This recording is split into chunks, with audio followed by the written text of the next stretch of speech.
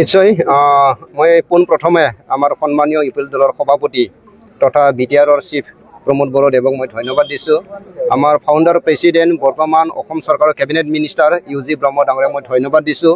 কেন্দ্ৰীয় কমিটিৰ সাধাৰণ সম্পাদক প্ৰমুখে যিসকল আমাৰ দলৰ নেতৃত্ব আছে তেওঁলোকক মই ধন্যবাদ দিছোঁ।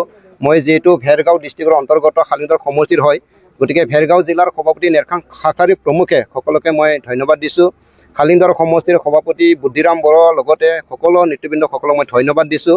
বহুত আমাৰ চেল আছে, গতিকে চেলৰ সভাপতি সম্পাদক প্ৰমুখে সকলো নেতৃবৃন্দসকলক মই ধন্যবাদ দিছোঁ। কাৰণ আজি যিটো দ্বিতীয় তালিকা আছিল, এই দ্বিতীয় তালিকাত শালিন্দৰ সমষ্টিৰ পৰা মোক কেণ্ডিডেট হিচাপে চিলেকশ্যন কৰিছে, গতিকে আটাইকেইজনলৈ মই ধন্যবাদ দিছোঁ। আৰু আশা ৰাখিছোঁ অনাগত দিনত বা 22 ছেপ্টেম্বৰত হ'বলগীয়া যিটো নিৰ্বাচন, এই নিৰ্বাচনত বিপুল ভোটত মই জয়ী হ'ম বুলি মোৰ এটা আশা আছে। কাৰণ আমাৰ যিসকল কৰ্মী আছে, যিসকল আমাৰ নেতৃত্ব দিয়া আছিল, বহুত দিনে নিশাই আমাৰ কাম কৰি আছে, 24 ঘণ্টা আমাৰ কাম কৰি আছে। গতিকে সেই কাম কৰা যিটো দৃশ্য, এই দৃশ্যটো দেখা পাই নিশ্চয় মোৰ এটা আশাবাদী যে আমি বিপুল ভোটত জয়ী হ'ম।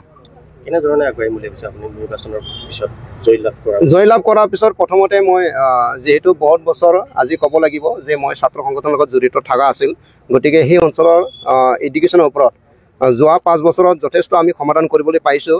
আৰু যিখিনি ৰৈ যোৱা সমস্যা, সেই সমস্যাখিনি সমাধান কৰিবৰ কাৰণে মই এডুকেশ্যনৰ বিশেষজ্ঞ এডুকেশ্যনৰ ওপৰত বিশেষকৈ কাম কৰিবলৈ মই আগবাঢ়ি আহিম। মেইন ফেক্টৰ কোন হ'ব বুলি ভাবে? ইয়াতে আমি ভাবিছোঁ ইয়াতে ফেক্টৰ নহ'ব, কাৰণ যোৱা 5 বছৰ আমাৰে যিহেতু MCLA আছিল, গতিকে আমাৰ ফেক্টৰ নহ'ব বুলি মই ভাবিছোঁ। সকলোৰে এটা ৰাজনীতি দলৰ নিজাববীয়াকৈ নীতি আদৰ্শ থাকে, গতিকে তেওঁলোকৰ কৰিব, কিন্তু মই ভাবোঁ ইয়াতে কোনো দলৰ আমাৰ ফেক্টৰ নহ'ব।